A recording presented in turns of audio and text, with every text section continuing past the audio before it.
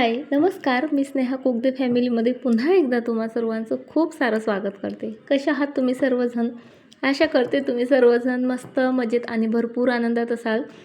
So बीटचं juice माझं बनवून तयार आहे, पण ब्रेकफास्ट करायचं बाकी आहे. सो मी म्हटलं आधी ब्रेकफास्ट करते आणि नंतर जो आहे बीटचा ज्यूस पिते. सो आज ब्रेकफास्टसाठी ना सकाळीच आरोहीला फोडणीचा भात करून दिला होता. आता सकाळची जी धावपळ आहे ना ती खरं तर बऱ्यापैकी कमी झालेली आहे, कारण आरोहीचे 1-2 दिवस आड पेपर असतात आणि 12 वाजेस्तोवर ती घरीही येते. त्यामुळे काहीही थोडं-मोठं छोटं-मोठं काही तिला बनवून दिलं ना तरीही चालतं. सो रात्रीचाच भात इथे मी फोडणी दिला होता आणि तो थोडासाच राहिला होता, म्हणून तो आरोहीच्या पप्पांना दिला आणि माझ्यासाठी मस्त इथे पुरणाची पोळी बनवली. खरं तर गोड नको वाटत होतं मला, पण पुरण संपवायचं होतं आणि म्हणून मस्त अशी पुरणाची पोळी केली. जेवायचं होतं, पण त्याआधी म्हटलं कारल्याची भाजी ना बनायला भरपूर वेळ घेते आणि म्हणजे ब्रेकफास्ट केल्यानंतर जर आपण कामातून ब्रेक घेतो म्हटलं ना किंवा व्हिडिओची कामं करत बसतो म्हटलं ना तर स्वयंपाकाला भरपूर लेट होतो मला तरी. म्हणून मी काय केलं, पुरणपोळी साईडला ठेवली, आधी भाजी शिजायला टाकली आणि आधी मग ती पुरणपोळी खाल्ली. तोपर्यंत कारले वगैरे माझे शिजून आलेत. त्यानंतर जे आहे मग भाजी कंप्लीट केली. कारल्याची भाजी अशी न करता तुम्ही यामध्ये थोडीशी चिंच आणि गूळ जर ॲड केला ना, खरं सांगते इतकी टेस्टी लागते. पण आमच्याकडे कुणालाच तशी भाजी आवडत नाही, म्हणजे मला सोडलं तर. त्यामुळे मी तशी भाजी बनवूच शकत नाही आणि कधीतरी इच्छा झाली की मग थोडीशी भाजी वेगळी काढून त्यामध्ये मग चिंच आणि गूळ मी घालत असते. बरं चला, आता स्वयंपाकाचं पुरे झालं. स्वयंपाकाचं सर्व आवरलं, झाकून वगैरे ठेवलं, कारण ब्रेकफास्ट झाल्यानंतर म्हणजे 1-1.5 तास तरी कोणी जेवण मागत नाही. पण कसं होतं, मागितलं ना तर मग वेळेवर मग हातचं काम सोडून आधी मग स्वयंपाक करावा लागतो. सो त्यामुळे मी आधी स्वयंपाक आटपून घेतला. त्यानंतर अश्विनीला बाहेरगावी जायचं होतं आणि म्हणजे तिला व्हॅक्सिंग करायचं होतं. सोबत थ्रेडिंग वगैरेही केलेली नव्हती. सो तिचं चाललेलं आता वेळेवर कसं करू, काय करू. सो तिला म्हटलं काळजी करू नको, माझ्याकडे व्हॅक्स आहे. सो पटकन जे आहे व्हॅक्स वगैरे काढलं आणि तेच आता इथे म्हणजे तिला व्हॅक्सिंग वगैरे मी करून देत आहे. होते घाई गडबड, बऱ्याचदा होते. जर वेळेवर असं कुठे निघायचं काम पडलं ना आणि थ्रेडिंग वगैरे केलेली नसली की मग तो कसा कॉन्फिडन्स येत नाही आणि थोडंसं थ्रेडिंग वगैरेचा टच असला की कसं मग आपण प्रेझेंटेबल दिसतो आणि कॉन्फिडंटही राहतो. 2 दिवस नाही 3 दिवस आम्ही मुलांना रंगवलं आणि आता आम्ही बुक रंगवतो आहे, सोबत घर रंगवतो आहे, सोबतच स्वतःचे हातपाय पण रंगवतो आहोत. हो ना पियुष? दाखव. आज पिहूला फार बोर होत होतं. त्याचा एक पेपर आणखी बाकी आहे, पण तो 10 तारखेला आहे आणि इतके दिवस तर पिहू अभ्यास नाही करू शकत. हो ना पियुष? किती दिवस? आजची किती तारीख आहे? आजची 5th ऑफ मार्च. आज काय झालं? मार्च. सो आजची 5 तारीख आहे आणि 10 तारखेला जो आहे पिहूचा GKचा पेपर आहे आणि त्याचा अभ्यास आमचा बऱ्यापैकी झालेला आहे असा तो म्हणतो, कारण त्याचा सर्वच विषयाचा अभ्यास झालेलाच असतो. बाय द वे चला त्याचे पेंटिंग दाखवते तुम्हाला. दाखव पिहू. हे जे कलर्स आहेत ना हे पिहूला बर्थडे गिफ्ट मिळाले होते आणि हां ते कलर्स आहेत आणि त्याचं चाललं मम्मा बोर होतंय. अभ्यास कर बाळा, मी घेते. काहीतरी रीड कर, रायटिंग प्रॅक्टिस कर. खूप समजावलं मी, पण तो ते काहीच करायला तयार नव्हता. त्याचं एकतर म्हणणं होतं तू मला बॉल खेळू दे, तोही घरात, नाहीतर मग मला TV पाहायला दे. मग ते दोन्ही ऑप्शन कॅन्सल करून आम्ही पेंटिंग करत बसलो आणि फर्स्ट टाइम पिहू वॉटर कलर यूज करतोय. आणि पिहूची पेंटिंग बघा तुम्ही. तो 1-1.5 तासापासून पिहूची पेंटिंग करणं चालू आहे. ही पेंटिंग त्याने जस्ट आता स्टार्ट केलेली आहे आणि त्याआधी पण एक पेंटिंग केली. कुठे आहे पिहू ती? दाखव.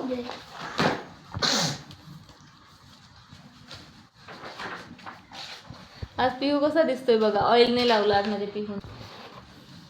आणि हा पिहूचा म्हणजे वॉटर कलरचा जो आहे फर्स्ट ट्राय आहे बघा. आणि पिहूच्या दोन्ही पेंटिंग तुम्हाला कशा वाटल्या ते नक्की कमेंट करून सांगा, म्हणजे पिहू त्या कमेंट्स वाचणार आहेत असं त्याने मला सांगितलं. काल पहिल्यांदा रसगुल्ले बनवलेत आणि इतके छान बनलेत ना की काय सांगू. आणि त्यामुळे ना काल ना पहिल्यांदा रसगुल्ले बनवलेत. त्यापूर्वी मी कधी बनवलेही नव्हते किंवा कुणाला बनवताना बघितलेही नव्हते. पण म्हणजे असं समोरासमोर. पण काल पहिल्यांदा बनवलेत आणि इतके छान बनलेत ना रसगुल्ले, काय सांगू तुम्हाला. आणि त्यामुळे आता ना जरा मला कॉन्फिडन्स बूस्ट झाला आहे की स्नेहा तू करू शकतेस. आणि काल बोलता बोलता जसं मी तुम्हाला सांगितलं होतं की मला रसमलाई भयंकर आवडते, म्हणजे रसगुल्ले किंवा रसमलाई कोणतंही ऑप्शन द्या, मला प्रचंड आवडतं. म्हणून आज विचार करते ती गाड्या वाहतात.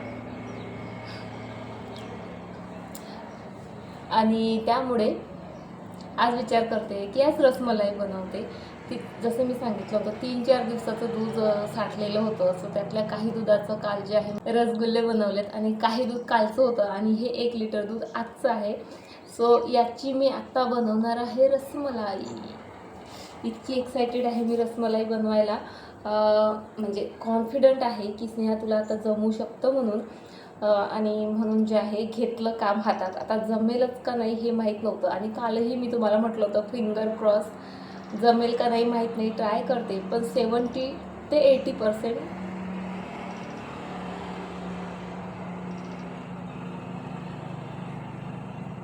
मला ते बऱ्यापैकी जमलं होतं. सर्वांना काय कोणी खातच नाही, मी आणि आरोही खाते, आम्हाला दोघींना प्रचंड आवडलं. म्हणून आता मी इथे रसमलाई बनवायला घेतलेली आहे. सो इथे दूध जे रसमलाईचा जो रस्सा असतो ना, सो त्यासाठी इथे दूध तापायला ठेवलं आणि इथे हे दूध आता मला फाडायचं आहे.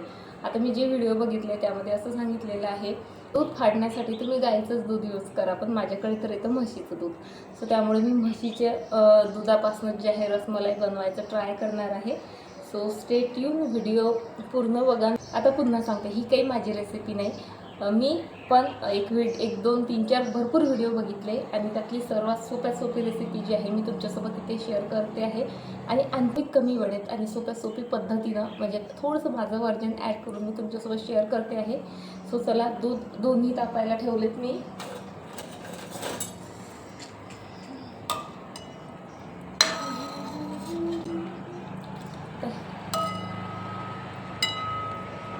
सो एकाही दुधाला उकळे आलेली नाही आणखी नाही. सो दूध फाडण्याची जी प्रोसेस आहे ती मी स्टार्ट करते आधी. सो दूध फाडण्यासाठी आपल्याला लागणार असतं व्हिनेगर किंवा निंबूही घेऊ शकता तुम्ही, पण माझ्याकडे व्हिनेगर आहे त्यामुळे निंबू पिळायचं वगैरे जे काम आहे ते मी जरा स्किप केलं. जितकं व्हिनेगर घेतलं ना, म्हणजे 2 चम्मच व्हिनेगर घेतलं तर त्यामध्ये ना 5-6 चम्मच जे आहे मी पाणी घातलं आणि दूध आधी चेक केलं छान तापलं की नाही. एक उकळी आली, त्यानंतर फ्लेम जी आहे मी अगदी लो केली आणि त्यानंतर थोडं करत जे आहे हे व्हिनेगरचं पाणी त्यामध्ये घालते आहे. त्यामुळे दूध अगदी व्यवस्थित फाटतं आणि जास्त चम्मच काही ढवळत बसत नाही मी त्यामध्ये. सो व्हिनेगर टाकल्यानंतर आता मला जो रस्सा बनवायचा आहे त्यामध्ये ॲड करायची होती साखर. तर हे जवळपास 1 लिटर दूध आहे आणि त्यामध्ये मी 1 वाटी साखर घातली. तुम्ही गोड खात असाल ना तर तुम्ही 1.5 ते 2 वाटी टाका. म्हणजे आरोहीला जरा फिक्की वाटत होती, पण मला आणि आरोहीच्या पप्पाला परफेक्ट वाटत होती रसमलाई. सो तुम्हीही गोड खात असाल आरोहीसारखं तर साखर जरा एक्स्ट्रा टाका. सो दूध बघा परफेक्टली फाटलं होतं आणि आता ना ते मी पाण्याने इथे आधी तर वॉश करते आहे. काल म्हणजे रसगुल्ले जेव्हा बनवले तेव्हा एक चूक केली होती, मी फक्त 2 पाण्याने धुतलं होतं. त्यामुळे काय झालं, व्हिनेगरचा आणि दुधाचा थोडा स्मेल ना त्या रसगुल्ल्यांमधून येत होता. म्हणून आज ती चुकी म्हणजे मला करायची नव्हती. चांगलं 5-6 पाण्याने जे आहे हे फाटलेलं दूध स्वच्छ केलं, पूर्ण पाणी पिळून घेतलं आणि त्यानंतर चला आता हे सेट व्हायला ठेवते. तोपर्यंत पुन्हा जे आहे आता जो रस्सा आपण रसमलाईचा बनवतो आहे त्याकडे वळूयात. सो साखर जिरली त्यामध्ये आणि आता मी जे बघा दूध मसाला येतो ना तोच यामध्ये घालणार आहे. म्हणजे इथे विलायची पावडर म्हणजे कुटायचं किंवा रेडीमेड असली तर ठीक, नाहीतर मग ती कुटून तयार करायचा जो त्रास आहे किंवा मग ड्रायफ्रूट्स कट करा, हे करा ते करा, ते सर्व माझे कष्ट इथे वाचतायत. या मसाल्यामध्ये सर्व काही असतं, इवन केसरच्या काड्यांसहित. सो तोच मसाला मी इथे घालते आहे. आणखी ड्रायफ्रूट असतं तर जरा बरे झाले असते, पण नाही तरी काही प्रॉब्लेम नाही, कारण पिहून ड्रायफ्रूट म्हणजे त्याला गाळून द्यावे लागतात. मग त्यामुळे या मसाल्यांमध्ये जितके आहेत तितके आमच्यासाठी तरी सफिशियंट आहेत. तुम्हाला लागत असतील तर पिस्ता, बदाम आणि काजूचे काही काप तुम्ही ॲड आणखी करू शकता. सो केसरच्या काळ्या आता 3-4 जरी घातल्या ना यामध्ये तरी पाहिजे तसा कलर येत नाही, म्हणून यामध्ये मी जरासा जो आहे फूड कलर घातला आणि त्या जराशाच फूड कलरने याला कलर बघा किती छान आला आहे. चला आता हे ना फक्त 2 ते 3 मिनटं मला उकळू द्यायचं आहे. तोपर्यंत जे आपलं फाटलेलं दूध होतं ते छान सेट झालं होतं आणि त्याला आता मी इथे मस्त जे आहे रगडून घेत आहे. आता इथे पण आपल्याला 1 चम्मच कॉर्नफ्लोअर घालायचंच आहे, नाहीतर मग बाइंडिंग होत नाही. सो तो डो बनवून बाजूला ठेवला आणि बघा घरात एकुलती एक कढई असेल, म्हणजे स्टीलची म्हणते आहे मी, लोखंडाच्या 2-3 आहेत पण त्या काही दिसायला छान दिसत नाही, म्हणून मी जास्तीत जास्त याच कढईचा यूज करत असते. आता एकुलती एक असल्यामुळे प्रत्येक कामाला तीच यूज होते, म्हणून त्यात जो रस्सा बनवला होता ना तो साईडला काढून ठेवला. ती कढई घासली आणि आता त्यामध्ये 1 लिटर पाणी आणि 1 ते 1.5 वाटी साखर घातली. कळकळीत गरम झालं की लगेच जे आपण डो बनवून ठेवला होता ना त्याच्या छोट्या छोट्या चकत्या केल्यात आणि एक चकतीनं आधी ट्रायलसाठी त्या उकळत्या पाण्यात टाकली, कारण त्या फुटतात बघा, विरघळतात पाण्यात बऱ्याचदा. पण माझ्या आजही लकीली परफेक्ट बनल्या होत्या. सो एकही फुटली नाही किंवा विरघळली नाही आणि टाकता टाकता बघा अशा डबल फुलून आल्यात. पाहून तर इतकं छान वाटत होतं की काय सांगू. सो ह्या ना आपल्याला या साखरेच्या पाण्यात कमीत कमी 7-8 मिनटं मस्त अशा उकळून घ्यायच्या असतात. आणि हो, गॅसची फ्लेम मात्र म्हणजे हायच ठेवायची. पुन्हा 7-8 मिनिट झाल्यानंतर झाकण ठेवून 3-1 मिनटं तरी छान हाय फ्लेमवर उकळून घ्यायचं. झाकण काढूनही पुन्हा 2 मिनिट उकळायचं आणि त्यानंतर बघा आता गरम गरमच ह्या चकत्या मी एका ताटात काढते आणि ते पाणीनं त्यामध्ये आणखी ओतते. आता त्याच पाण्यात त्या पूर्ण थंड होऊ द्यायच्या असतात. आता त्या पूर्ण थंड होईस्तोवर मी भरपूर कामं केली. सर्वात महत्त्वाचं म्हणजे इव्हनिंग वॉकला गेली. तिकडनं आल्यावर मग दिवाबत्ती, स्वयंपाक आणि स्वयंपाकात तर आज विचारूच नका. कुणाला पावभाजी, कुणाला बेसन पोळी आणि बऱ्याचशा गोष्टी त्या बनवल्यात. आणि त्यानंतर जे आहे आता मी पुढच्या कामाला लागले. आपण या पाण्यात ह्या भिजवायला ठेवलेल्या होत्या बघा रसमलाईच्या चकत्या, त्यांना आता थोड्या थोड्या हलक्या हाताने पिळून घ्यायच्या आहेत आणि जो रस आपण बनवलेला आहे त्यामध्ये त्या भिजत ठेवायच्या आहेत 2 ते 3 तासासाठी. सो आधी तर मी या ट्रेमध्ये ठेवायचा प्रयत्न केला, पण नंतर लक्षात आलं की यामध्ये तर हे काही बसणार नाही. अगेन मग माझ्याकडे एकुलतं एक जे काचेचं पॉट आहे ते मी रिकामं केलं, वॉश केलं आणि आता त्यामध्ये रसमलाई जी आहे सेट करायला ठेवते आहे. बघूनच बघा किती डिलिशियस दिसत आहे. आणखी तर सेटही झालेलं नाही, तरीसुद्धा कलरही परफेक्ट आलेला आहे आणि त्या चकत्यांचा शेप म्हणा किंवा जे टेक्स्चर आहे ना, म्हणजे जसं आपण बाहेर खातो, हॉटेलमध्ये खातो, अगदी अगदी अगदी तसंच आलेलं आहे. चला आता हे 2-3 तास जे आहे सेट करण्यासाठी फ्रीजमध्ये ठेवते आणि बाकीची जी कामं आवरायची आहेत ती आवरते. पण त्याआधी बघा जे एक्स्ट्राचं दूध होतं ना, म्हणजे जो रस होता त्याचा स्मेलच पिहूला आला. तर त्याचं चाललं होतं, मम्मा प्लीज मला दे प्यायला. सो ते त्याला आता प्यायला दिलं. अगदी म्हणजे त्याला इतकं आवडलं की तो बोलला, मम्मा रसमलाई पण मला आत्ताच हवी आहे, माझ्याने कंट्रोल होणारच नाही. पण कसं तरी त्याची म्हणजे समजूत काढली. बाळा 3-4 तास, 3-1 तास तरी त्याला सेट व्हायला दे, नाहीतर त्या काही चव लागणार नाहीत वगैरे. पण ऐकलं माझ्या बाळाने. तितका तो रस पिऊन जो आहे समाधानी झाला. त्यानंतर किचनमध्ये आले मी. सर्वांची जेवणं आटोपली होती आणि आत्ता माझी जी आहे सावरासावर चाललेली होती.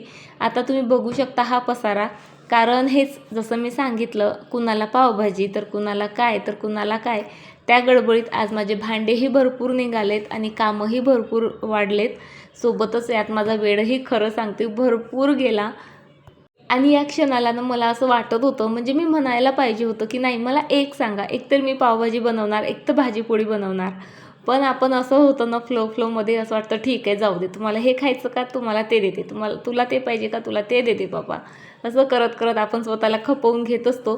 पण खरंच नाही म्हटलं ना तरी बरेच जण ॲडजस्ट करून घेतात. पण आपल्याला तर नाही म्हणता येत नाही आणि मग अशी कामं जी आहेत आपली वाढत असतात.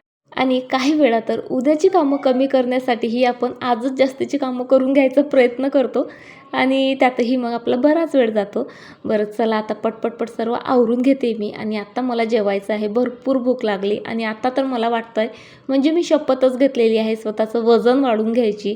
म्हणजे बघा ना, रसगुल्ले काय, पावभाजी काय, सोबत रसमलाई बनली, आता पुरणपोळी आणि काय काय काय काय म्हणजे खाणं चाललेलं आहे.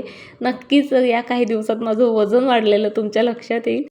नाही, मी नाही वाढू देणार. मी एक्सरसाइजही करणार आहे. बरं चला आता पटपट जेवते. त्यानंतर बघा एवढे मोठे भांडे आणि किचन मस्त क्लीन केलं आहे आणि आता डायरेक्टली उद्या भेटते मी तुम्हाला. रात्री रसमलाई सेट करायला ठेवली, त्यानंतर जेवणं वगैरे केले, त्यामुळे पुन्हा काही खायची इच्छा झाली नाही, म्हणून कुणालाच रसमलाईची आठवण काही आली नाही. पण सकाळ झाल्या जे आहे मुलांचं चालू झालं, मम्मा रसमलाई चेक कर कशी बनली, काय बनली. सो तीच आता मी चेक करते आहे. आधी दिसायला तर म्हणजे खूपच डिलिशियस दिसत होती आणि त्यानंतर पहिल्यांदा जे आहे म्हणजे आरोहीला खायला दिली तर तिचे एक्सप्रेशन बघा तुम्ही. इतकी नाटकी पोरगी आहे ना, म्हणजे कधीच म्हणणार नाही मम्मा खूप छान झालं की छान आहे. आणि म्हणून आज मीही ठरवलं हिला चांगली सद्दल घडवायची. तिला म्हटलं आवडलं नाही ना तुला तर आता तुला खायलाही मिळणार नाही. आणि मग तिचं असं विनवण्या करणं वगैरे बघा चाललेलं होतं. मी देत नाही म्हटलं तरी तिला काही फरक पडत नाही. तिने लगेच तिची वाटी उचलली आणि खायला घेऊन गेली. तर पिहू रुसून बसला. त्याचं म्हणणं होतं मी तुझी एवढी तारीफ करतो तुझं प्रत्येक जेवणाची वगैरे आणि तू आधी मला न देता दीदीलाच भरवत असते असं तसं जे आहे त्याचं चाललेलं. मग त्यालाही कसं तरी मनवलं आणि मग त्याचं म्हणणं होतं आता मला जितकी पाहिजे ना तितकी मी घेईल. आणि म्हणून त्यानेच त्याची घेतली. आणि खरं सांगते रसमलाई खूप छान बनली होती. म्हणजे मुलांच्या आनंदावरून तुमच्या नक्की लक्षात येईल. सो तुम्हाला रसमलाई बनवायची असेल, भीती असेल मनातनं तर ती खरंच काढून टाका, ट्राय करा. खरंच खूप छान बनते रसमलाई घरी, अगदी हॉटेलसारखी. सो चला या गोड डिशसोबत जो आहे आजचा व्हिडिओ मी इथे संपवते आणि तुम्हाला उद्या भेटते अशाच एका छान व्हिडिओसोबत. तोपर्यंत फ्रेंड्स स्वतःची काळजी घ्या. आणि हो, आणखी चॅनलला सबस्क्राईब केलेलं नसेल तर प्लीज करा, लाईक करा, शेअर करा आणि सर्वात महत्त्वाचं छान कमेंट्स करा. कारण मी तुमच्या कमेंटची खरंच खूप आतुरतेने वाट बघत असते. चला बाय, टाटा.